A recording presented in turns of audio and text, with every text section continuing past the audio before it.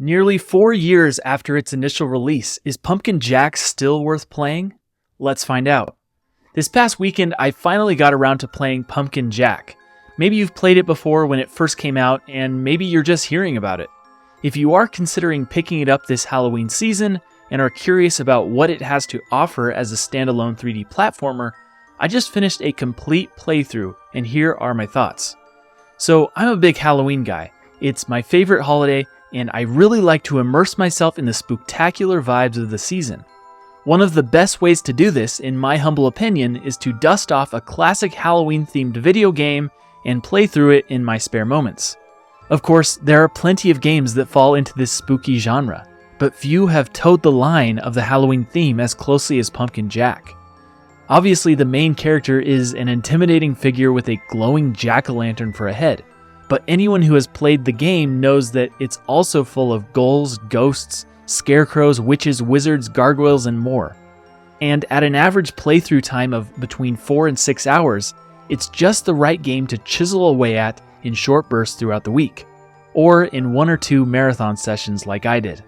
I'm going to do my best to avoid spoiling the story elements of the game and simply expose the qualities that made the game enjoyable to play. That said, I did not take the time to watch any videos or guides before playing. I simply threw myself into the haunted world and let the NPC guides lead me on my way. Now, back in the early 2000s, I got the chance to play a game called Medieval. Some of you may remember it. It was a beautiful hack and slash game way ahead of its time, very similar to Pumpkin Jack. In fact, I would go as far as to say that Pumpkin Jack is a spiritual successor to Medieval. Having that layer of nostalgia definitely added some value to Pumpkin Jack for me.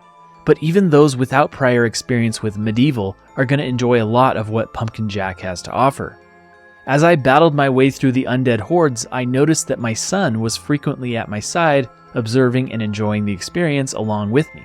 So, although this is a single-player game, it can certainly be enjoyed by the family during this Halloween season.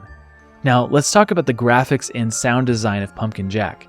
The graphics of the game are about what you can expect from a game of this scale. It's vibrant and colorful, but certainly not winning visual design awards or pushing the boundaries of realism in 3D gaming.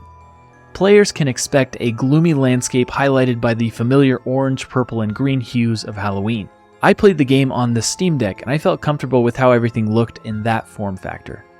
The sound design was appropriate for the style of game, and I appreciated that the music would change its tune as an audible cue that the game had shifted in and out of combat sessions. Now, for all the praise I have for this game, I also reserve the right to criticize certain aspects that I think the developer could have put more effort into. No game is perfect, and from what I can tell, this game was almost entirely built by a single developer in the Unreal Engine, which is very impressive. I will say that the game did feel a little grindy and repetitive at times, but every time I began to feel that sense of frustration about to boil over, the game would throw a new spin on things at me, and ultimately that abated my frustrations. That said, there is some predictable nature to the gameplay, which, once recognized, allows you to say, "Oh, I know how this works," and glide through puzzles and obstacles that at first glance may have seemed daunting, or at the very least novel in nature. Needless to say, I did grow to love the familiar structure of the levels, each culminating with a boss fight, and the bosses were challenging but certainly not impossible to defeat. I definitely think this game will appeal to those who have been wanting to add some spookiness to their Halloween season, but also anyone who enjoyed the linear gameplay style of the early 2000s games. Do you remember the sense of excitement you had when traversing the three-dimensional worlds of those older games? Pumpkin Jack recaptures that magic you once felt. I really enjoyed being able to step into this gloomy world and deal with haunted pumpkin problems one level at a time. I think we all long for the days of childhood where we could escape into these single-player worlds, performing tasks for bombastic NPCs, and taking in the beauty of the three-dimensional world around us. For me, Pumpkin Jack did just that.